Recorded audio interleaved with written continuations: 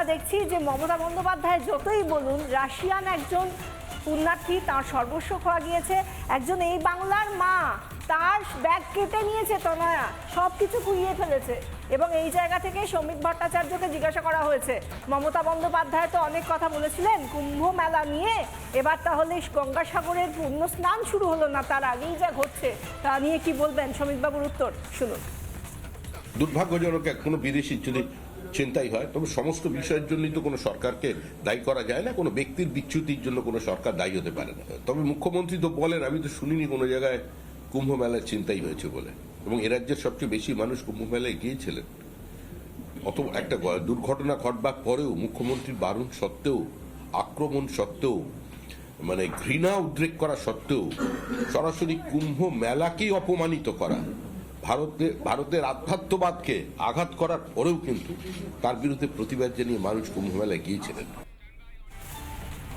এই তো গেল বক্তব্য এবং এই তো গেল ছবি, কিন্তু এখানেই তো শেষ নয়। আমাদের এই রাজ্যে যখন কোনো ঘটনা ঘটে থাকে তখন একবার এক্সট্রিম পর্যায়ে যে কোনো ঘটনা চলে যায়। যেমন গঙ্গাসাগর মেলা এখনো পর্যন্ত শুরু হয়নি, পূর্ণ স্নান শুরু হয়নি, কিন্তু তারই মধ্যে রাশিয়ান পর্যটকেরা তারা সমস্যায় পড়েছেন, কারণ তাদের সর্বস্ব লুট হয়ে গেছে। ভাবো একবার, যদি তুমি বিদেশের মাটিতে যাও, সেখানে পুণ্যার্জন করতে যাচ্ছ, কিন্তু সেখানে তোমার দেখা যাচ্ছে সবাই চুরি করে নিয়ে চলে, এবং তার মধ্যে আমাদের দেশের কিভাবে লজ্জা সেটা একবার ভাবো। একজন বাইরের দেশের পুণ্যার্থী এখানে এলেন, তাকে সুরক্ষা দিতে আমরা ব্যর্থ।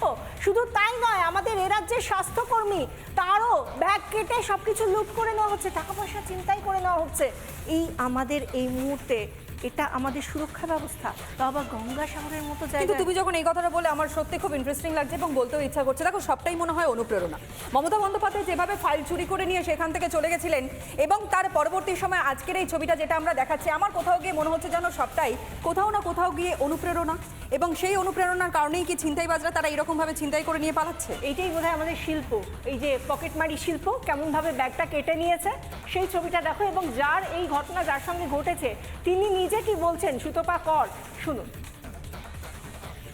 আমাদের প্রায় 5-6 জনেরই ব্যাগ কাটা গেছে, কিন্তু এটা এরকম হলো কেন, এ বিষয়ে আমরা একটু প্রশাসনকে জানাতে চাই, যাতে একটু সতর্ক থাকেন, প্রশাসন একটু সচেতন ভাবে এটা দেখে।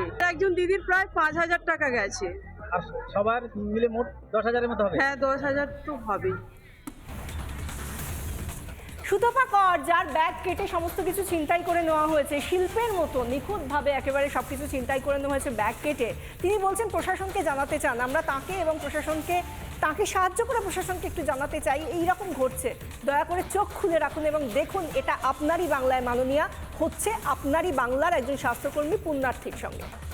আশা তো আমাদের এটাই থাকবে যে এর পরবর্তী সময় যাতে যারা পুণ্যার্থীরা আসছেন তাদের সঙ্গে যেন এইরকম কোনো আচরণ কেউ না করেন, অন্ততপক্ষে তারা যাতে সসম্মানে আবার ফিরে যেতে পারেন, আমাদের বাংলার সম্মানটা যেন বজায় থাকে। আজকের প্রাইম টাইম তো এতক্ষণ পর্যন্ত আপনারা দেখছিলেন, আমি তনয় এবং বিশাখা ছিলাম। তবে এখন সময় ছোট্ট একটা বিরতি, ফিরে আসছে সঙ্গে থাকুন।